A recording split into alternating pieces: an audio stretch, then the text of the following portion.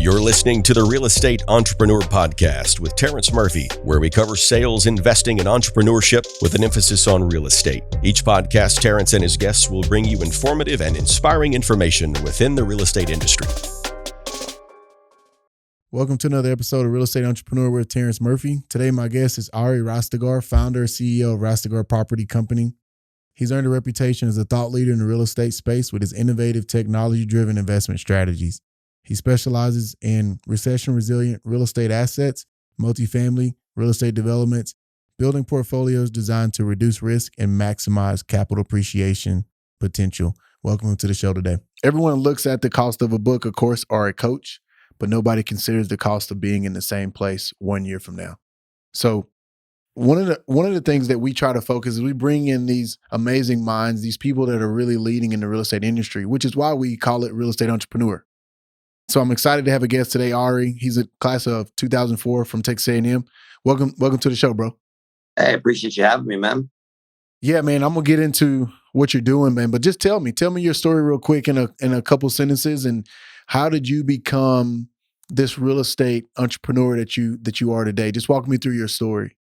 Yeah, I mean, look, my parents are immigrants. My dad was Iranian immigrant after the revolution in Iran. You know, my family everybody in my dad's side of the family has PhDs and doctorates and this, that, and the other. But after the revolution, you know, they ended up in Austin, Texas. My family was studying down at UT and St. Edwards, and luckily kind of made it out. They killed damn near our whole family and had to kind of start it over from scratch. And man, delivered pizzas through college, was flipping burgers in high school, and got into law school and used my scholarship money and borrowed $3,000 from one of my friend's fathers that I went to A&M with.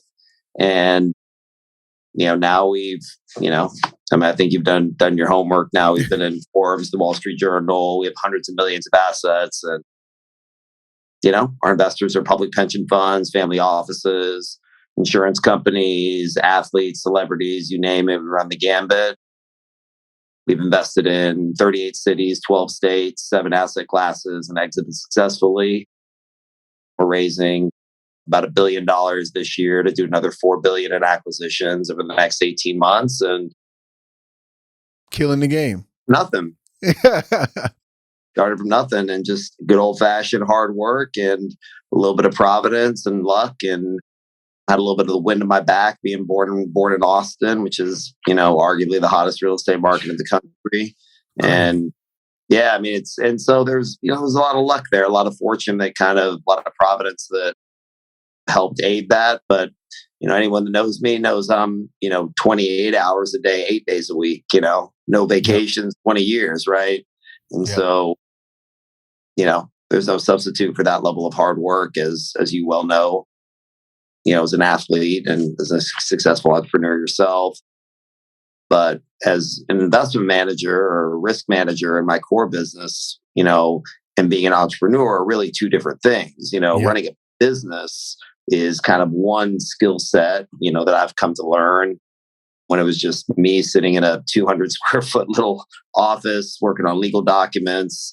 I'm a recovering attorney, so, but my bar is still good in good standing, and only because my dad makes sure that it is. He's a lawyer also, and and just balancing that act between risk managing and making good investments on behalf of our investors, and being an entrepreneur and running a business. Because, like I said, they're two totally different skill sets, and I kind of learned how to ride a bike by riding a bike. Yep. Spent many years on Wall Street. But when I was in law school, I started the company building single family homes, pouring concrete, tying rebar, putting up sheetrock at 5 o'clock in the morning, rushing to law school in work boots, and, just got on it, man, and I guess the difference between me and them is every time I got kicked in the teeth, I just didn't stop. Yeah, I love it. Yeah. Well, I mean, we got a lot in common when it comes to that. I mean, the flipping the burgers and growing up with a single mom in one of the toughest neighborhoods in East Texas, and just not hearing no. Like I never heard no. I don't know what that word means. No, exactly. Yeah. So, and the cool thing is my wife gives me a hard time. She actually went to UT, but she said there's less than 1% of the world's population of people like you and me. And really trying to find that tribe is always tough. Because once I got out of ball, it's like, man, I was just so used to being around the best of the best of the best. And it was a transition. So let's slow it down, man. I mean, dude, I want to unpack some of this stuff. So you graduated A&M Yeah. in 04. Then you go straight to law school. So I did a study abroad in Mexico while I was at A&M, did a reciprocal exchange program, so the grades would come back. And I was actually an English major in undergrad. So I don't know, what an English major was doing at Texas A&M, but, I guess it is what it is. And I didn't get straight into A&M though, man. And so a lot of people, they look at success, you look at Instagram, you look at all these things, you see people,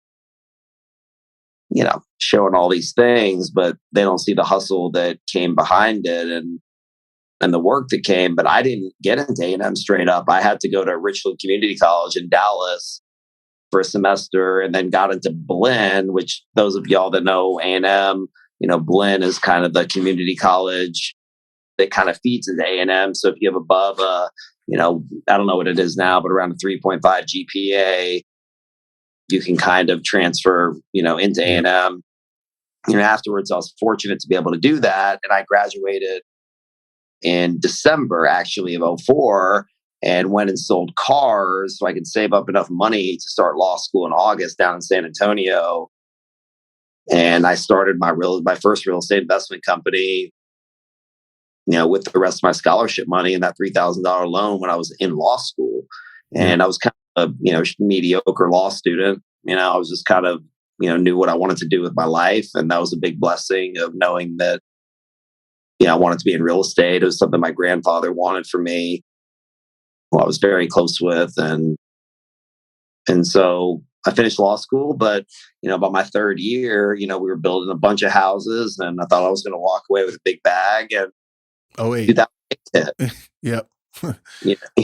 And luckily I had a great partner that, had the liquidity and, was able to, he just basically gave me my money back and my investors' money and said, look, you'll have good credit, I'll sign on the loans. And he ended up selling the stuff later on and making a bunch of money, and kind of promised myself that I'd figure out how this happened, why it happened, and find a better way to do it. And went to New York City and was very fortunate to work around some of the greatest minds in the business, because my wrestling coach growing up, and I was kind of a shitty wrestler, but that's another discussion. But my coach, his cousin, was the head of Credit Suisse and was one of the most famous, lenders in the history of Wall Street. And him and I kind of sat down, and my coach kind of vouched for me. They're both Italian, and moved me to New York, man, and kind of gave me a shot and put me in the room with, literally the biggest names in the whole world, in this business. And I did whatever, man, carried bags, picked up their kids, like whatever I could do to bring value, just create value. And that's a mandate that we live by at Rastegar. Is we don't look at, the appraised value or hoping the wind's behind us. It's about creating value and, being obsessed with our consumers, whether that's our tenants or that's our investors, and, doing what's right by them first and foremost, and, living by that cadence or that ethos of contribution. And, then I'm the father of three beautiful children, and ages 1 to 8. And as each one of them came along, my ego kind of got checked more and more, and started to build an organization that I'm really proud of at a cultural level. We're a highly diverse group that come from a lot of different backgrounds and a lot of just really smart people. And, I like sitting in rooms where I'm the dumbest guy in the room, because I got a lot to learn, right? You got 2 years in my mouth. So yeah, love it. Yeah. And so we just kept it gunning, and I had some people that, really believed in me, and honestly believed in me more than I believed in myself, and backed me. And I found some stuff. They knew I was running the numbers. I could kind of always do the math in my head, but in my heart, I was always an artist, whether that's building beautiful buildings, whether that's, just seeing what could be and finding a better way to do things. We're one of the largest owners in Austin now, probably soon to be the largest owner. And I never sold equity at the company level. I retained 100% ownership at the corporate level, which is a little bit unique. Very unique. Very unique. I wanted to do it the right way. I wanted to do it a way that, or, the way that I thought was the right way. And yeah. So let's talk about that. All right. I mean, that's good stuff. So like when you were at the corporate side or Wall Street, what would you say when you got thrown in the game? What were some of your top 3 takeaways from being up there in New York and just being around those minds that you transferred into what you're doing today in real estate? Yeah, well, I mean, it's the good and the bad because, a lot of times some of the greatest lessons you learn is what not to do, right? And a lot of times we're focused on what we could do. And being around those minds, I learned just a lot of great things about how to underwrite real estate, how to look at it, how to run stress tests, how to find out, what could go wrong, which was a great blessing. But then, just kind of being disenfranchised by how Wall Street sees people as, really a number on a page more than anything. And, I'm a deeply kind of personal, spiritual guy, and I wanted to have a more human connection, not only with the assets, with our tenants, with our staff, with our investors. And that's really why I started my shop. And I didn't want to raise my kids in New York, although I have a lot of love for New York City, and the relationships I built there on the banking side, on the brokerage side, have been instrumental in allowing us to grow to the size that we have. But, but I wanted to be back home, and Google Fiber had just spent $1 billion in hardware in 2013. And they picked Austin as their beta city. And I kind of just thought, well, the biggest data in the company in the world is spending $1 billion. I saw the writing on the wall, and, we started buying stuff when people thought we were crazy, and not anymore. Now we're looking kind of smart, I guess, which was shocking. But I lifted my head up one day. I was like, oh my God, we've built a pretty big business, and we've done right by our people, and built a culture where people want to work with us. They want to work for us. And that's the thing that I'm really, really the most proud of. Like, if anything, is that, we have a culture where people can speak up, and they can talk, and they can challenge us and challenge me with research, and, kind of check my ego and just say, look, let's find the right answer. I don't need to be right. Like, I don't need to be right. You don't need a bunch of yes, man. Yeah. No, but I don't want it to be about me. Like, it's about the business. Like, I want the building to get the notoriety, not Ari. Like, yeah, my name's on the door, but I put my name on the door because that was what my grandfather wanted. And he would tell me, he said, look, you put your name on the door, give your kids something to be proud of. And if there ever comes a moment where you want to be like those Wall Street sharks, you just remember that's your grandpa's name, and that's your great grandfather's name. And, just stay true to, be true to the man that you are. And, and I haven't, I'm not a saint by any stretch of the imagination, but, the people that know me, they know that I love hard, and I'm loyal. And, our chief architect, at our firm that's in house, we've been friends 30 years. Wow. A lot of very deep relationships that go into what we do, and that brotherhood, and just building your tribe, and like knowing who your people are and who share your same core values, and surrounding yourself with highly believable people that are going to challenge you. And I smile when I figure out that I'm wrong, or I looked at a deal some way and I thought, hey, maybe we figured it out. And one of the analysts, one of the team members, were like, hey, did you think about this? And I'm like, nah, I didn't. And you would think that, maybe Ari 10 years ago might not have liked that, but, but Ari today is smiling, thinking, dang, man, I'm so glad you caught that. So it's a culture where, everybody really has a voice, and, and it's good. I mean, there's always, look, they call it work for a reason. There's always mud that my grandpa used to say, if you pray for the rain, you got to deal with the mud. Yeah. So part of it.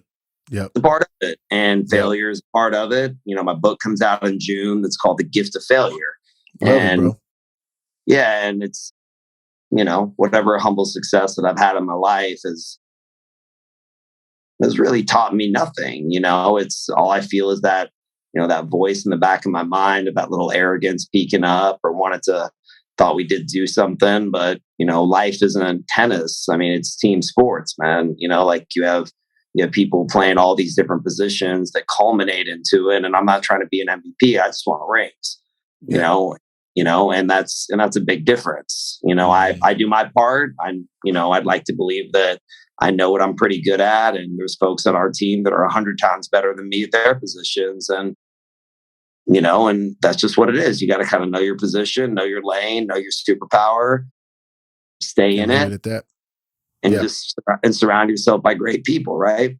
The quarterback, can't also be the wide receiver, right? It's like you need a team, and that's really a beautiful thing when people unite towards a common goal. Yes. So let's talk about that. So a couple things you mentioned earlier, different asset classes. So you leave Wall Street and then you move back to Austin. You got the babies, you got the family. It's a better atmosphere. Better town, and nothing against New York. It's a great place, but it's a lot going on.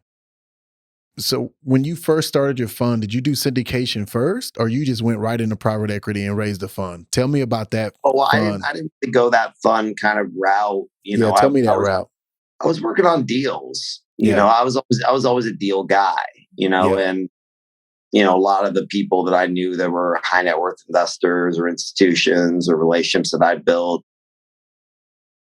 they knew I was the guy kind of behind the spreadsheet doing the work. And I had the blessings from my bosses when I went out to do my stuff. And ironically a lot of my bosses are my investors today, so.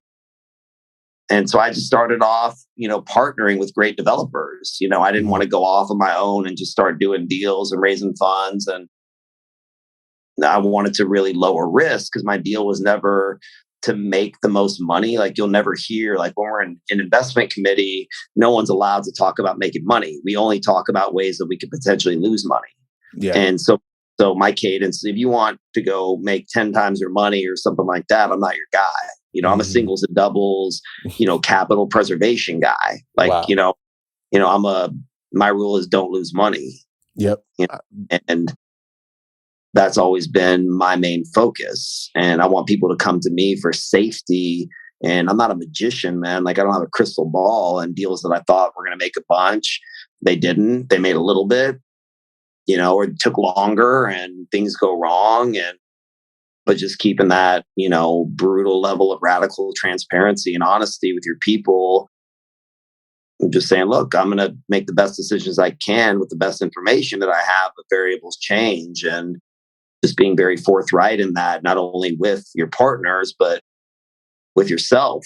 People fall in love with deals. They fall in love with, maybe an idea that they have, and trying to be, I don't want to say unemotional, because I hate when people say that it's just business, because I don't think there's any more personal than business. I hate that. I hate that line too. I hate that line. It's just like, what do you mean? Like we're in business. Like I'm like, we have money together, or like with your coworkers, you spend more time with your coworkers than you do with your family. So don't tell me that's just business. Like that's nonsense, man. Like there's nothing more personal than being in the trenches with the people that you care about, that you respect, that you're doing things with, that are spending time away from their family and their loved ones.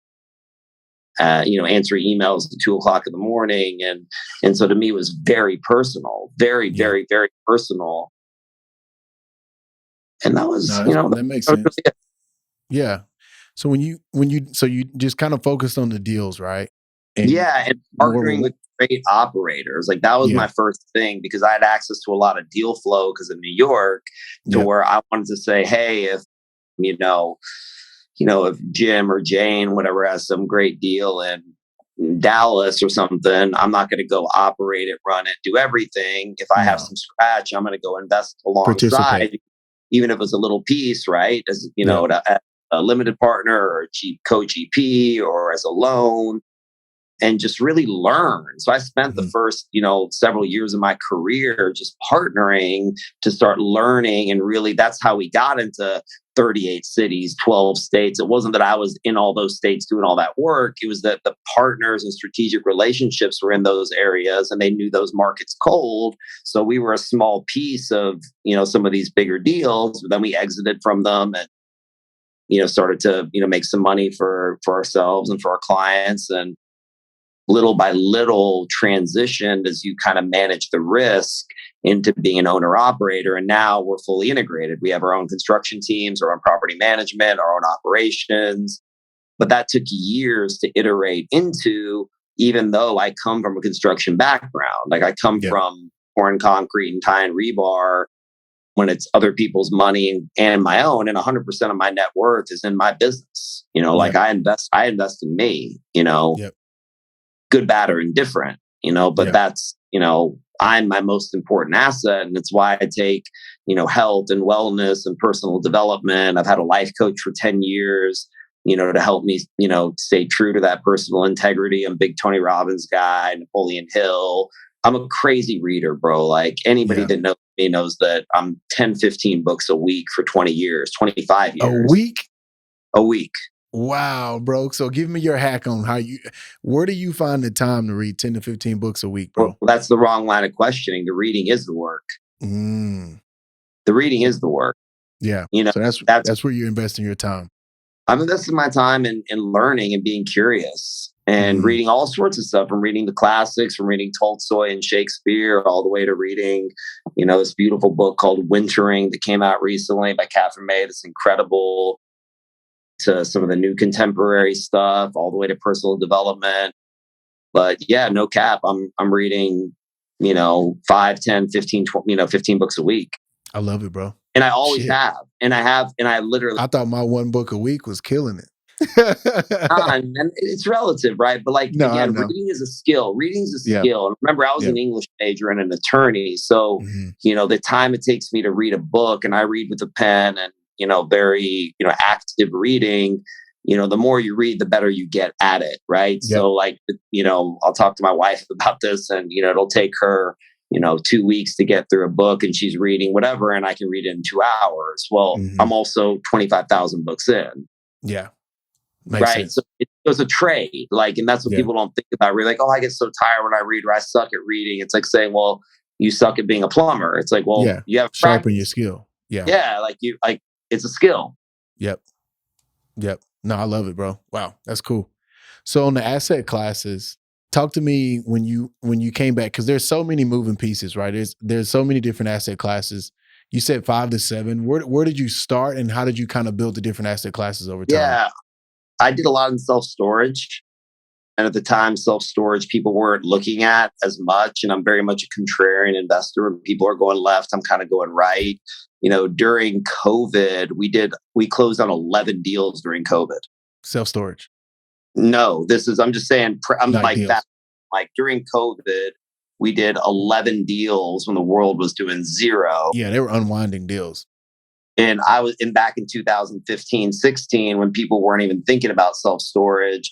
At one point, we were invested in 17 different self-storage projects, but then everybody started doing self-storage. So I sold out my position. So when people are sellers in a certain market, I'm a buyer, right? And that's just been typically the way I've seen the world, of being very long-sighted, being very patient. And I look at everything on my kids' timeline, man, like my 1-year-old, my 5-year-old, my 8-year-old, and,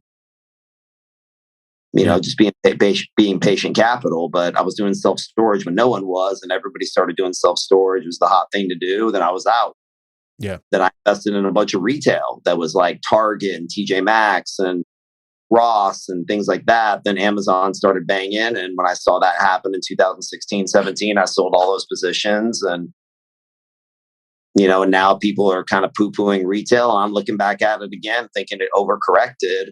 And there's a way to create new immersive retail experiences that combine technology, looking like a Topgolf kind of thing. We're big into machine learning and artificial intelligence, and very much a data technology company as much as we are a real estate company. to just make more informed decisions. But we do a ton of multifamily renovations, like Class B, Class C type stuff. We use the term vintage multifamily a lot because vintage, kind of talking about wine, is like Class A locations, but 30, 40-year-old product that needs some tender love care that we got renovate down to the studs, make them Class A interiors, and we can charge less rent than the new construction across the street. So back to that, creating value for your end consumer, to where they walk into our unit, see the same finish outs of the one across the street, and it's 30% cheaper, and you're still, in the same proximity, more or less. People are looking for value more. And your basis is down. Yeah. And your basis is a lot lower because you're buying at a discounted replacement cost. Love it, bro. Self-storage, retail, multifamily, obviously industrial. Office, industrial, like we have 50 acres next to Tesla's new 2,000-acre gigafactory. We're building 600,000 square feet of industrial. Several Fortune 500 companies want to take the space. We have 320 acres just south of Austin that we're building an entire community. I mean, you're talking 1,200 homes, 900 multi-units, commercial, and we're calling it futuristic suburbanism, of just a new way of how people are going to live, redesigning interior architecture. Like, for example, when we were growing up, you get a dining room. Well, dining room's like a fake room now. No one goes in the dining room. People eat in the kitchen. Yeah. So redesigning the architecture to make the kitchens larger and that island larger, and again, fulfilling the needs of what that end consumer is going to be, and using technology to enable them, opening up your doors with your phone, iris scanning, and really just using the power of technology to create a better standard of living. Bro, we got to talk, man. That's crazy, because our construction company, Murphy Signature Homes, we're doing that literally in College Station. Like, my architects are all in Austin. Cornerstone, you've probably heard of, Dick Clark Architecture.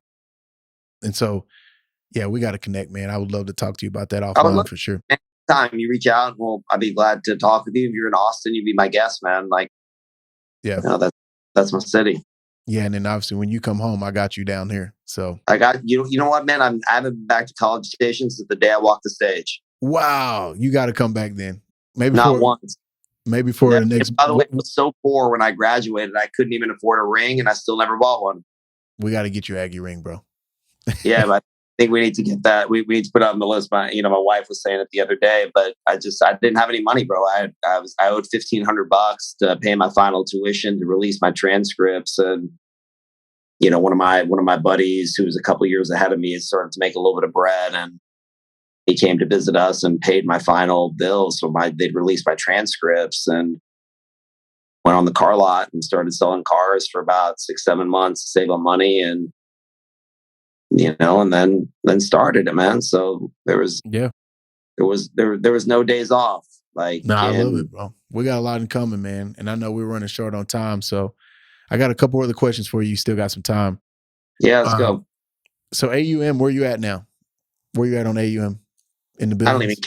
I don't even count it, man. Yeah. It's in the hundreds of millions. But the thing about it is that a lot of it is land. I mean, you're talking about 500 acres of undeveloped land, not to mention all the multifamily that we own are covered land plays that we're going to redevelop, re-entitle, and tear down eventually. So once everything's fully developed, we're probably about $3.5 billion. That's awesome, bro. And then once we raise another $1.5 billion in equity this coming year or so, we'll buy another 4. I mean, my guess is probably in the next 18 to 24 months we'll be at about 10 billion. That's awesome, dog. So what does your team look like, man? As you've grown this company, like you said, obviously when you started, it was just you. How did you scale your team? Because we talked about it earlier. There's different skill sets, the entrepreneurial side of you, but also the side of running the organization. Yeah. So what does your team look like? A lot of mistakes, a lot of shuffling, a lot of people that thought were good and they came out. We recently hired a gentleman named Neil Golden that was the vice chairman of Newmark, a publicly traded company, enormous company. He became the president of the company about a month ago, and he's brought in, some of the smartest people in the world. They followed him. He's a 25-year vet. His dad was a Trammell Crow.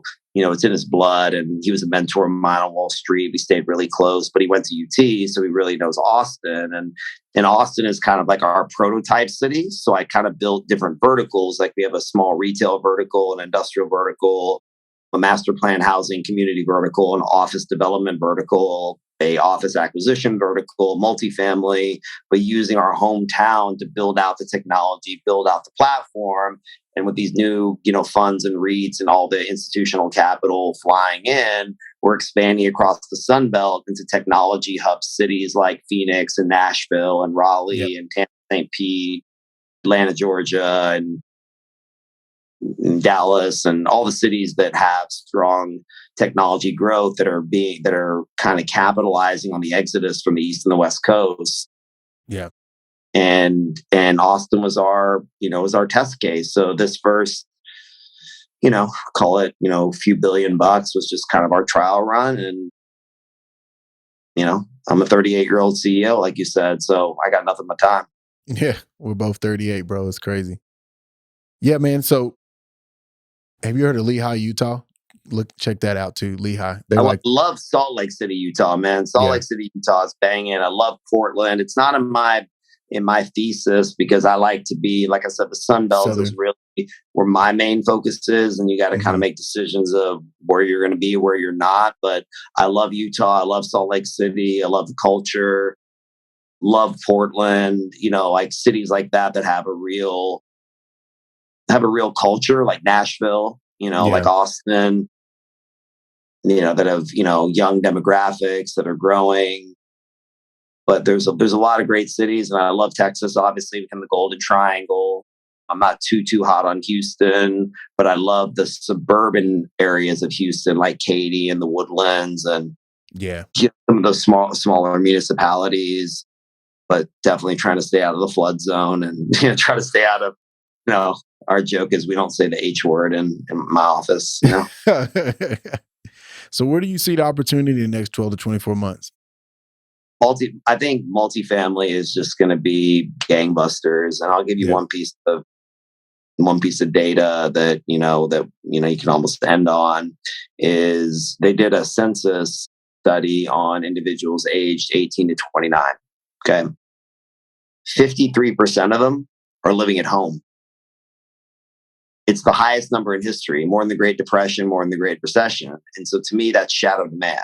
So, when mom and dad get sick and tired of Billy and Jane kind of, living at the house, they're not putting them in the high rises in downtown Nashville or in downtown Dallas, whatever you want to say. They're going to go to these smaller vintage, complexes that are safe, renovated, and what we call the $5 Uber ride. So if they're in a $5 Uber ride of all the fun stuff, you can get more value. So we believe this thesis of really loading up on, under 120 doors, which is kind of smaller than what private equity will look at, but larger than what local investors can afford. When you aggregate those together, the big funds will pay massive premiums for price point, geographic diversity. And that's been really our thesis, is just work harder than the next person, do the deals that, people really haven't looked at. And if you look at this type of product from the Sun Belt, there's between $40 to $50 billion worth of that product that's never been touched by private equity. And that's my target. My target is to buy as much of it as we can and renovate them, create value, lower the expense ratios, increase rents prudently, using, the accretive financing that Fannie Mae and Freddie Mac and HUD are offering, and bundle them together, sell them, and keep some for the kids, and just keep it running. But I love the process, man. This is who I am. Like, it's not my job. It was just about bread. I'd have been done a long time ago. I have everything I could ever want in my life. Like, I'm the kid that wasn't supposed to make it. 7 years of speech therapy, community colleges, and we're blessed every day that we can give our kids the life that we didn't have. And so, but for me, this is just who I am. Like, in the famous words of P. Diddy, can't stop, won't stop. It's just who you are, bro. It's how you wired. I can't stop if I tried. Last question, bro, or last two questions. I know we talked about technology. Where does that interface with your company and your strategy, and just, are you investing in startups, or kind of walk me through that. No, I'm building it. I'm building technology Oh, more you're than building any. a proprietary software. I'm building a lot of proprietary software. So I have a piece of technology that's coming out in the next 60 days called transparency. And transparency will quite literally bring investor relations into the 21st century. What do I mean by that? If you're investing in one of our apartment buildings, as an example, you'll go to our private mobile application. It's fully encrypted, that has a plug into your investor portal. And with live Nest cams, multimedia, and a variety of modalities, you'll be able to watch the renovations in real time. Wow. That's So cool. literally people will know, like if you're a trustee on a pension board, or if, you're a wealthy family office or a doctor or an athlete, and you want to just, one night you're sitting at dinner talking to your wife or hanging with your boys, like, hey, I wonder what's going on with blah, blah, blah that I put, $1 million into. You don't got to call me, or you don't got to wait for your quarterly report. You just get in the app and you scroll through it like an Instagram, and you're watching unit 107 get renovated. You're watching the floors get put in. You're watching, previous videos shot 2 weeks ago of a unit being completed, and, really bringing that clarity to a deliberately opaque business that, that they don't really share with you as much as I think they should. And transparency is that transparency plus fairness equals transparency. Transparent. Will other companies have access to it, like a LoopNet or type deal? Or we're gonna white label it. I built it for me, first and foremost, and we're gonna, we spent a bunch of money to put it together in our R&D department, and have a ton of patents and trademarks and things that we're working on. But I built the beta test, but eventually it'll be a white labeled solution that, your firm, as an example, could take it, and it would be your company name, and at the bottom and a little teeny writing say powered by transparency. So yep. I built it to definitely take it to anybody that manages outside capital, whether financial advisors, VCs, public companies, real estate companies, doesn't matter. But it was a piece of innovation that needed to happen, that I needed for me, and I needed it out of necessity. So I built it. And if nobody ever used it, I don't care. I'm going to use it. Great. And are you going? Yeah, at some point you gonna have beta testers. Yeah, and it's done, and it'll start beta in 30 days, and we'll use it on our existing platform, and then we'll probably bring in 15 to 20 people in the industry to also play with it, mess with it, ask questions, break it apart, then work on version 2, 3, 4, and iterate it. But like I said, if you look at history, all the greatest innovations have come out of necessity, and this is something that just needed to happen. Yep. Put your Aggie brother on the list, man. I'd love to help you beta that for sure. I got you. And anything I can help you with, you let me know, and yep, you can get to me directly. And I'm just now learning social media. I'm learning all this stuff. My little brother told me the other day I had a verified Instagram account. I didn't even know what that meant. So, still a little behind in the times there, but you can Google my name or reach out to my team. And yeah, I already got your contact info, bro. Anything that I can do, I'm there to help you, man. I'd love to see y'all succeed, and I know you will. Yeah, we're gonna kill it together. So, any final thoughts for my audience? Thank you for being on the podcast. Any final thoughts you want to leave everybody with? Yeah, just go do it. Yeah, be like Nike. Although I'm more of a checks over stripes kind of guy. I'm more of an Adidas guy, and you'll know why in about a month or so. Specifically, I got something kind of in the works in Adidas that I can't talk about just yet. But keep that on the DL. But there's a lot of people that are listening that have ideas of wanting to do stuff, or think they don't have enough money, or think that it's not the right time, or whatever limiting beliefs or thoughts that they have. And, they didn't have less than you and I, right? Yep. I was an awkward kid with a speech impediment that was from immigrant parents. Super bar rent was $180 a month, when I was a kid growing up. So if a dumb kid like me can go build this and have that determination to go get it done, I promise you people listening are a lot smarter than us. And my hope for them is to go out and just go do it, because, they have a special gift like we all do that nobody else has. And I want them to go out there and go fucking get it. And if there's anything I can ever do to help or anything of the sort, I'm in a place in my life where I'd like to share those jewels. And if I can help, I will. I doubt I could, but if I could, I'm here. Man, love it, bro. Well, thank you so much, man. It's always great connecting with another Aggie alumni, man. Thank you so much for your time. Much love, man. Talk to you All soon. right, take care. I'll be in touch soon. When we come to Austin, I'm going to come see you. Oh, you do, man. You'll be my guest. All right. See you, brother. You got it. Thank you for tuning into this week's episode of The Real Estate Entrepreneur with Terrence Murphy. Please subscribe on whichever platform you are listening and consider leaving a 5-star review, as that will help us gain traction and continue to bring you knowledge in the real estate industry. For more content, head over to terrencemurphy.com.